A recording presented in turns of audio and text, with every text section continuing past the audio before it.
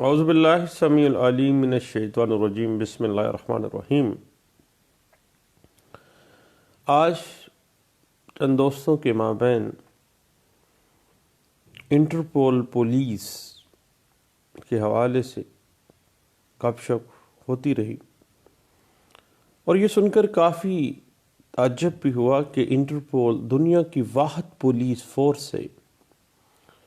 جس میں کوئی پولیس افسر نہیں ہے بلکہ صرف اسٹاف کے آفس ہے، اور وہ آفس اسٹاف جو ہے وہ بیٹھ کے کیا کام کرتا ہے کہ انفارمیشن شیئرنگ کا کام کرتا ہے، کوئی پولیس فورس نہیں ہے۔ اور دوسری بڑی ایک اہم بات یہ ہے کہ انٹرپول جو ہے وہ یونائٹڈ نیشنز کے بعد دنیا کا سب سے بڑا ادارہ ہے جس کے ممبرز کی تعداد 190 ممالک پر مشتمل ہے، اور انٹرپول کے جو ممبر ممالک ہیں 190 وہ تمام ممالک ایک دوسرے کے ساتھ انٹر لنک ہیں۔ انٹرپول بنیادی طور پر انٹرنیشنل اور پول جو ہے وہ پولیس کے لیے ہے، اور انٹرنیشنل کرمنل پولیس آرگنائزیشن کے محفظ انٹرپول ہے، اور انٹرپول خالصتاً ایک غیر سیاسی، غیر مذہبی اور غیر فوجی ادارہ ہے۔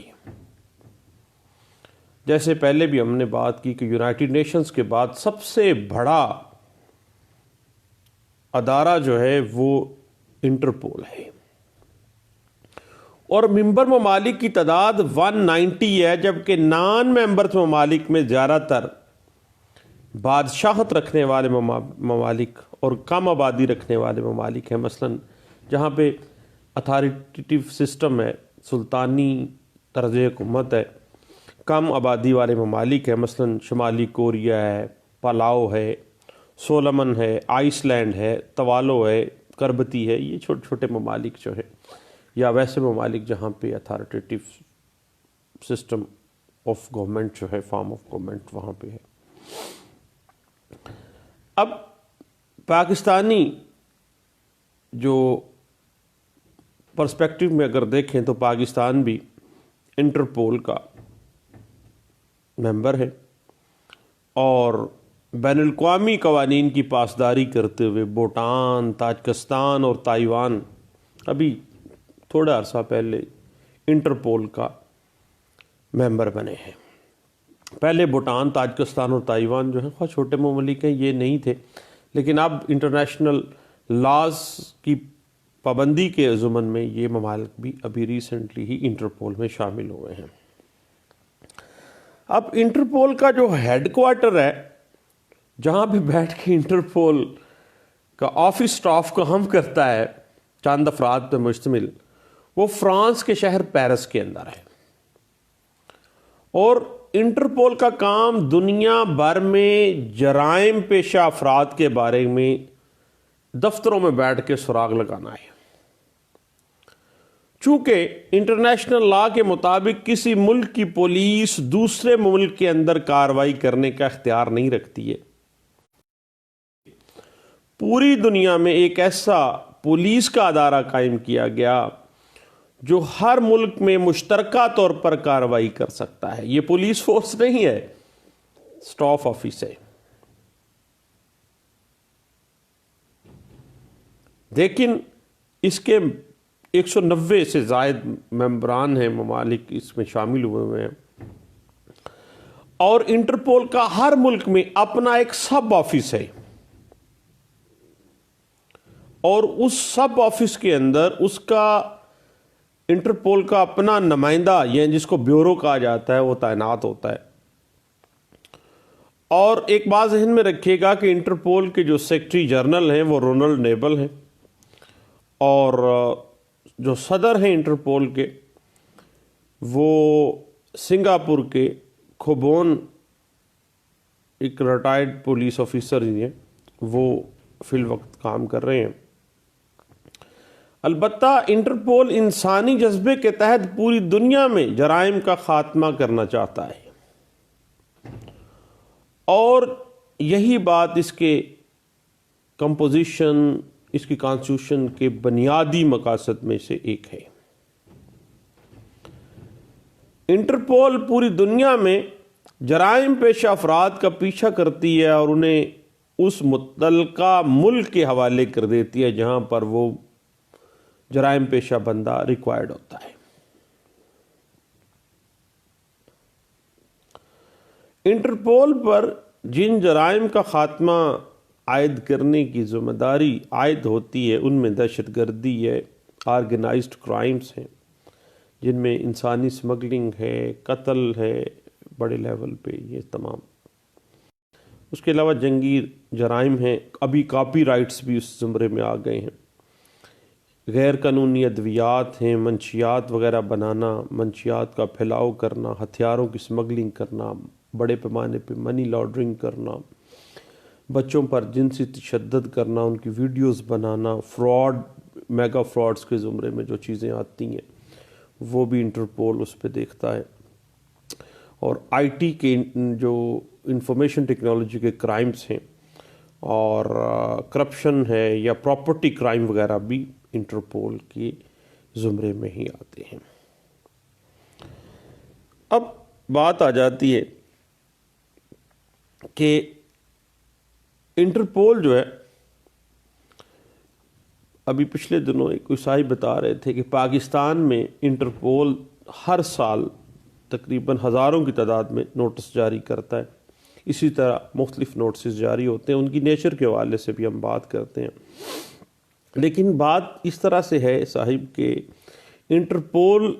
کا ایوولوشن کو دیکھ لیتے ہیں تھوڑا سا، کیونکہ بین الاقوامی تعلقات اور بین الاقوامی لا کے ہم طالب علم ہیں تو یہ بات تو صحیح بنتی ہے نا۔ اب انٹرپول کے ادارے کو قائم کرنے کا خیال سب سے پہلے 1914 میں آیا تھا۔ مناکو میں 14 ممالک کے پولیس افسران، قانون دان اور مجسٹریٹس نے مل کر مجرموں کو پکڑنے کا طریقہ کار اور ان کی شناخت اور دیگر امور پر بات چیت کرنے کے بعد انٹرنیشنل لا میں پہلی دفعہ first time international criminal police Congress قائم کی تھی 1914 میں۔ پھر 1949 میں چونکہ اب اقوام متحدہ بن گئی، اس نے انٹرپول کو غیر سرکاری تنظیم قرار دیا اور اقوام متحدہ نے اپنے ممالک کو کہا کہ وہ انٹرپول کا حصہ بنے، اور 1971 میں یونائٹڈ نیشنز نے انٹرپول کو بین الحکومتی ادارہ قرار دے دیا کہ اس کے ذریعے پوری دنیا میں کرائم کا خاتمہ جو ہے ممکن ہو سکے گا، اور اس کے بعد انٹرپول نے پوری دنیا میں جرائم پیشہ افراد کا ڈیٹا اکٹھا کرنا باقاعدہ طور پر شروع کیا، ممبرز بننے شروع ہو گئے، اور کمپیوٹر کی جدید ٹیکنالوجی سے استفادہ کرتے ہوئے انہوں نے اپنا ڈیٹا بیس سینٹرز بھی آپ کو پتہ ہے بنایا ہوا ہے، اور جہاں جہاں پہ بھی یہ ہیڈ آفس پیرس میں کام کرتا ہے اور اس کے سب آفسز جو ہیں وہ مختلف ممالک میں اپنا بیورو آفس رکھے ہوئے ہوتے ہیں۔ اور آپ کو پتہ ہے کہ 2005 میں بڑا اہم نوٹسز کے حوالے سے باتیں ہوتی تھیں، ہم نے سنی اس زمانے میں، کہ اقوام متحدہ اور انٹرپول نے مشترکہ طور پر القاعدہ اور طالبان کے کئی افراد کی گرفتاری کے لیے اس وقت مجھے یاد ہے کہ کئی نوٹسز جاری کیے تھے۔ کبھی پتہ چلتا تھا فلاں کے لیے ریڈ نوٹس آ گیا، فلاں کے لیے جناب بلیک نوٹس آ گیا، بلو نوٹس آ گیا۔ یاد رکھیے دوستو کہ یہ مختلف رنگوں کے ہوتے ہیں انٹرپول کے۔ انٹرپول 6 مختلف نوعیت کے نوٹسز جاری کرتی ہے، 6 کلرز کے نوٹس ہوتے ہیں، بنیادی طور پر 6 نوعیت کے نوٹس ہوتے ہیں۔ سب سے پہلے ہم بات کرتے ہیں red notice. Red notice Interpol کسی بھی مطلوبہ شخص کی گرفتاری یا انٹرم گرفتاری کرنے اور اسے متعلقہ مملک کے حوالے کرنے کے بارے میں ریڈ نوٹس جاری کر دیتی ہے۔ اس کے بعد بلو نوٹس آ جاتا ہے۔ بلو نوٹس کیا ہوتا ہے؟ نیلا نوٹس۔ نیلا نوٹس، بلو نوٹس کسی بھی جرائم پیشہ شخص کے متعلق ایڈیشنل انفارمیشن کلیکٹ کرنے کے لیے جاری کیا جاتا ہے۔ اس کے بعد گرین نوٹس آ جاتا ہے۔ گرین نوٹس کسی بھی جرائم پیشہ فرد کے متعلق معلومات فراہم کرنے کے لیے جاری کیا جاتا ہے، اور کسی اور ملک میں بھی جو شخص جرم کرتا ہے وہاں پر اس کی انفارمیشن جاری کرنے کے لیے گرین نوٹس جاری کیا جاتا ہے۔ اس کے بعد بات آگے چلتی ہے یلو نوٹس کی۔ انٹرپول گمشدہ افراد کی شناخت اور بالخصوص گمشدہ بچوں کے حوالے سے، یا ایسے لوگ جو گمشدہ ہو چکے ہوتے ہیں، جو اس کہیں سے بھی نہیں مل رہے ہوتے ہیں، انٹرپول کی مدد سے ان کے حوالے سے یلو نوٹس جاری کیا جاتا ہے۔ اس کے بعد بلیک نوٹس ایسا نوٹس ہوتا ہے جو نامعلوم اداروں کے بارے میں معلومات حاصل کرنے کے لیے جاری کیا جاتا ہے۔ اور اورنج نوٹس انٹرپول پولیس سمیت سرکاری اور عالمی اداروں کو لاحق خطرات کے بارے میں اطلاع دینے کے بارے میں جاری کرتی ہے۔ اورنج نوٹس میں اطلاع دی جاتی ہے کہ بھائی یہ 6 قسم کے نوٹسز ریڈ پول جو ہے، انٹرپول جو ہے، انٹرنیشنل جو پولیس ہے، وہ سمجھیں کہ وہ جاری کرتی ہے۔ اب انٹرپول جو ہے وہ کسی ممبر ملک سے یہ مطالبہ نہیں کر سکتی کہ وہ جس شخص کے خلاف ریڈ نوٹس یعنی جس کو ہم وارنٹ گرفتاری جاری کیا گیا ہے اس کو گرفتار بھی کرے، بلکہ وہ مطلوبہ شخص کو اس وقت تک بے گناہ سمجھا جانا چاہیے جب تک کہ وہ قصوروار ثابت نہیں ہو جاتا۔ یہ نہیں ہے کہ بھائی اس کو آپ پکڑ کے آپ نے دینا ہے، کیونکہ انٹرپول دیگر ڈسپلن جو سیکیورٹی ادارے ہیں ان سے قدرے مختلف ادارہ ہے، اور انٹرپول کی اپنی کوئی جیل وغیرہ بھی نہیں ہے، اور اس کے کام کرنے کا طریقہ اس طرح ہے کہ انٹرپول ممبر ممالک کے سیکیورٹی اداروں سے رابطے میں رہتا ہے، انفارمیشن ایکسچینج کرتا ہے، ڈیٹا ایکسچینج کرتا ہے۔ چونکہ تمام ممالک کا کلچر، رہن سہن، زبان اور حکومتی سٹرکچر ہر ملک کا علیحدہ ہے، اس لیے انٹرپول کو معلومات کے تبادلہ کرنے میں بھی خاصی مشکلات کا سامنا بھی کرنا پڑتا ہے، بلکہ کئی دفعہ تو ایسا بھی ہوتا ہے کہ جس ملک کے لیے کسی مجرم کو پکڑا جا رہا ہوتا ہے، نوٹس جاری ہوا ہوتا ہے، وہ جس ملک میں وہ ملزم یا مجرم بیٹھا ہوتا ہے وہاں کے ملک یا اس ملک کے مذہب کے مطابق وہ جائز ہوتا ہے، اس کے مطابق وہ بالکل ٹھیک ہوتا ہے۔ اگر امریکن FBI جو ہے اور یا امیگریشن ہے اس کو اٹلی میں ایک دہشت گرد مطلوب ہے اور وہ نہیں جانتے کہ اٹلی پولیس جو ہے کس سے رابطہ کرنا ہے، تو اس سلسلے میں FBI اور امیگریشن حکام انٹرنیشنل جو انٹرپول نیشنل بیورو ہے اٹلی کے اندر اس سے رابطہ کر دے گا، یعنی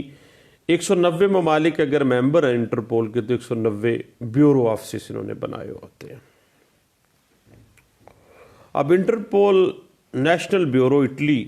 صرف معلومات کے تبادلے کا کام کرے گا، مثلا امریکہ اور اٹلی کی خفیہ ایجنسیوں کے درمیان رابطہ کار کے طور پر کام کرے گا کہ یہ شخص یہ فلاں جگہ موجود ہے، فلاں جگہ پہ ایسے ہے، فلاں جگہ پہ ایسی ہے۔ اب انٹرپول کی سب سے بڑی خاصیت اس کے پاس دنیا بھر کے جرائم پیشہ افراد سے متعلق ڈیٹے کا موجود ہونا ہے، اور انٹرپول اپنے ڈیٹا بیس کی بنا پر دنیا میں موجود کسی بھی شخص کی آسانی سے شناخت کر سکتا ہے۔ اب اس طرح سے یہ کہا جا سکتا ہے کہ انٹرپول دنیا کی واحد آرگنائزیشن ہے جس کے لیے بارڈر کی کوئی اہمیت نہیں ہے، کیونکہ ڈیٹا ایکسچینج ہو رہا ہے، معلومات ایکسچینج ہو رہی ہیں۔ انٹرپول دنیا بھر میں ہونے والے جرائم اور مجرم کا آسانی سے سراغ لگانے کی اہلیت رکھتا ہے، اور اسے یہ علم ہوتا ہے کہ کس ملک میں کس جرم کی شرح زیادہ ہے اور کہاں سب سے زیادہ منشیات یا انسانی اسمگلنگ وغیرہ کا کام ہو رہا ہے، کیونکہ ڈیٹا ایکسچینج ہو رہا ہوتا ہے۔ اور انٹرپول کے ڈیٹا بیس میں فنگر پرنٹس، مگ شاٹس یعنی چہرے کی تصاویریں، مطلوبہ افراد کے ڈی این اے کے نمونے، اور اس حوالے سے پچھلے دنوں ہم نے ایک ڈاکومنٹری بھی دیکھی، یہ لیتے کیسے ہیں کہ یہ ٹچ ڈی این اے جو ہے اس سے ڈیٹا کلیکٹ کرتے ہیں۔ مثلا ایک ملزم ہے جس کے پیچھے یہ ڈیٹا کلیکٹ کر رہے ہیں، تو اس نے اگر ایک پین کو بھی چھوا ہے تو آپ کو پتہ ہے کہ کسی چیز کو چھونے سے کچھ سیلز ٹرانسفر ہو جاتے ہیں۔ اب جو سیلز ٹرانسفر ہوتے ہیں ان سیلز کے اندر جو ہے نیوکلس ہے، اور نیوکلس کے اندر جینیٹک ڈیٹا موجود ہے، اور ہر انسان کا مختلف ہے۔ پھر اس طرح سے ان کے پاس جو ہے نمونہ آ جاتا ہے، اور سفری دستاویزات کا ذخیرہ بھی ان کے پاس موجود ہے، اور کروڑوں کے اعتبار سے ان کے پاس سفری دستاویزات کا ڈیٹا بھی ہے۔ اور ممبر ممالک کی جو 24 گھنٹے کمیونیکیشن نیٹ ورکنگ ہے، اس کے ذریعے ایک دوسرے سے انٹرپول کے ذریعے جو ہے تمام ممالک ایک دوسرے کے ساتھ انفارمیشن شیئر کر رہے ہوتے ہیں، اور ایک دوسرے کے ساتھ جو ہے وہ اسی طرح سے جو ہے ہر ملک میں موجود انٹرپول جو بیورو آفس ہے اس کے ذریعے جو ہے ڈیٹا ایک دوسرے کو ایکسچینج کیا جاتا ہے، اور کچھ ممالک نے تو اس ڈیٹا بیس کی رسائی اپنے ایئرپورٹس اور بارڈر جیسی اہم جگہوں تک حاصل کر لی ہے، اور ممبر ممالک 24 گھنٹے سسٹم کے ذریعے ایک دوسرے کے ڈیٹا بیس تک رسائی حاصل کرتے رہتے ہیں۔ پتہ چلتا رہتا ہے کہ یہ شخص کہاں پہ، کہیں کوئی انٹرپول کو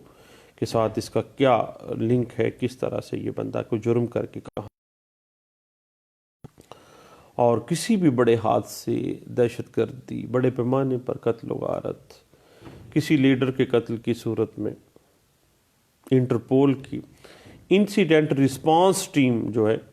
وہ چونکہ آفس بیورو آفیسز میں بھی بیٹھی ہوتی ہے اور ہیڈ آفس جو پیرس میں وہاں بھی بیٹھی ہوتی ہے،